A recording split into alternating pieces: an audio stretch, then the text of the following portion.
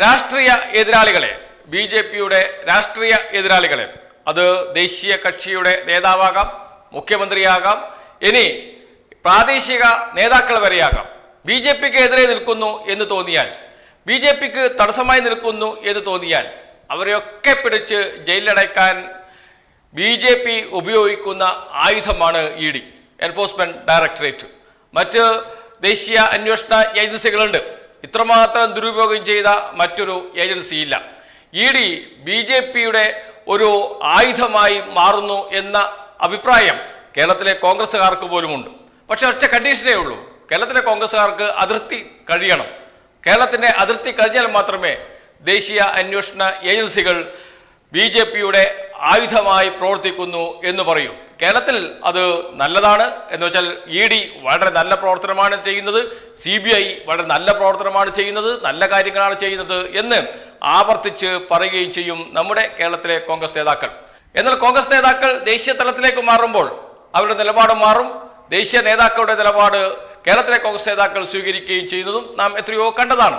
കോടതികൾ ഇ ഡിക്കെതിരെ പരസ്യമായി രംഗത്ത് വന്നതും നാം കണ്ടതാണ്. എന്തിനേറെ പറയുന്നു, സുപ്രീം കോടതി പോലും ഇ ഡിയെ നിലയ്ക്ക് നിർത്താൻ പലതവണ ഇടപെട്ടിട്ടുണ്ട്, ഇ ഡിയെ മൂക്ക് കയറിട്ട് പിടിച്ചിട്ടുണ്ട്. ഏറ്റവും ഒടുവിൽ സുപ്രീം കോടതി വീണ്ടും രംഗത്ത് വന്നിരിക്കുന്നു. അതും കള്ളപ്പണ കേസ് തന്നെയാണ്. ഇത് അരവിന്ദ് കെജ്രിവാളിന് ഏറെ പ്രതീക്ഷ നൽകുന്ന ഒരു ഇടപെടൽ കൂടിയാണ്. അത് സംബന്ധിച്ച് വാർത്തകൾ വന്നിട്ടുണ്ട്. അതിലൊരു വാർത്ത ഇങ്ങനെയാണ്: കള്ളപ്പണ ഇടപാട് കേസ് പ്രതിയുടെ ജാമ്യം നടപ്പാക്കുന്നത് തടഞ്ഞ ഇ ഡിക്കും ഹൈക്കോടതി ഉത്തരവിനുമെതിരെ സുപ്രീം കോടതിയുടെ വിമർശനം. എന്താണ് സംഭവിക്കുന്നതെന്ന് ഇ ഡിയോട് ചോദിച്ച കോടതി സംഭവം ഞെട്ടിപ്പിക്കുന്നതെന്നും ഇ ഡിയോട് മറുപടി നൽകാനും ആവശ്യപ്പെട്ടു. കള്ളപ്പണ ഇടപാട് കേസിൽ അകപ്പെട്ട പർവീന്ദർ സിംഗ് ഖുറാന എന്ന വ്യക്തിയുടെ ഹർജി പരിഗണിക്കവെയായിരുന്നു സുപ്രീം കോടതിയുടെ വിമർശനം. വിചാരണ കോടതി അനുവദിച്ച ജാമ്യം ഹൈക്കോടതി അകാരണമായി തടഞ്ഞതിനെ ചോദ്യം ചെയ്തായിരുന്നു ഹർജി. ജാമ്യം അനുവദിച്ചുകൊണ്ടുള്ള വിധി ഉണ്ടെന്നിരിക്കെ എങ്ങനെയാണ് അത് സ്റ്റേ ചെയ്യുന്നതെന്നും അതും ഒരു കൊല്ലത്തേക്കൊക്കെ എങ്ങനെയാണ് സാധിക്കുന്നതെന്നും കോടതി ചോദിച്ചു. എന്ത് സൂചനയാണ് ഇതിലൂടെ നമ്മൾ നൽകുന്നതെന്നും സുപ്രീം കോടതി ചോദിച്ചു. സംഭവം ഞെട്ടിപ്പിക്കുന്നതെന്ന് പറഞ്ഞ സുപ്രീം കോടതി ജാമ്യം സ്റ്റേ ചെയ്യണമെന്ന് എങ്ങനെ ഇ ഡിക്ക് ആവശ്യപ്പെടാനാകുമെന്നും പ്രതി എന്താ തീവ്രവാദിയാണോ എന്നും ചോദിച്ചു.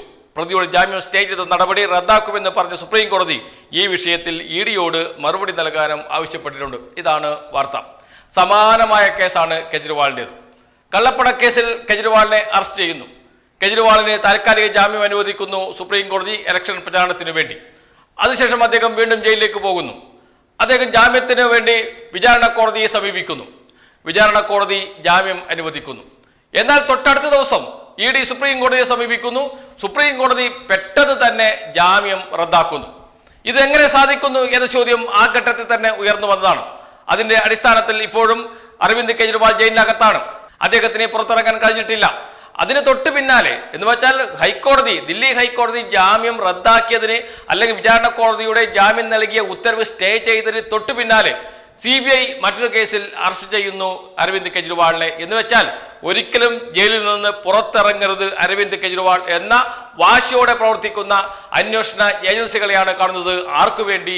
അത് BJPക്ക് വേണ്ടിയിട്ടാണ് എന്ന കാര്യം സംശയമേയില്ല. ഇതുപോലെയുള്ള സമാനമായ കേസിലാണ് ഇപ്പോൾ സുപ്രീം കോടതി നിലപാട് പറഞ്ഞിരിക്കുന്നത്.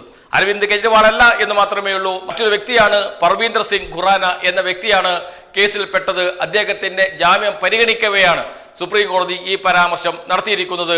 എന്ന് വെച്ചാൽ കള്ളപ്പണ കേസാണ്, അരവിന്ദ് കെജ്രിവാളിന്റെയും കള്ളപ്പണ കേസാണ്. അതിൽ തന്നെയാണ് വിചാരണ കോടതി പർവീന്ദർ സിംഗ് ഖുറാനയ്ക്ക് ജാമ്യം നൽകുന്നത്. തൊട്ടടുത്ത ദിവസം വളരെ പെട്ടെന്ന് ഇടപെട്ട് ജാമ്യം നൽകരുത് എന്ന ഇ ഡിയുടെ അപേക്ഷ വേഗത്തിൽ പരിഗണിച്ച് ജാമ്യം സ്റ്റേ ചെയ്യുന്നു, ജാമ്യം റദ്ദാക്കുന്നു ഹൈക്കോടതി. അതിനെതിരെയാണ് സുപ്രീം കോടതിയിൽ പോയിരിക്കുന്നത്. അതിലാണ് ഇപ്പോൾ സുപ്രീം കോടതി നിശിതമായ വിമർശനം ഹൈക്കോടതിക്കെതിരെ നടത്തിയിരിക്കുന്നത്.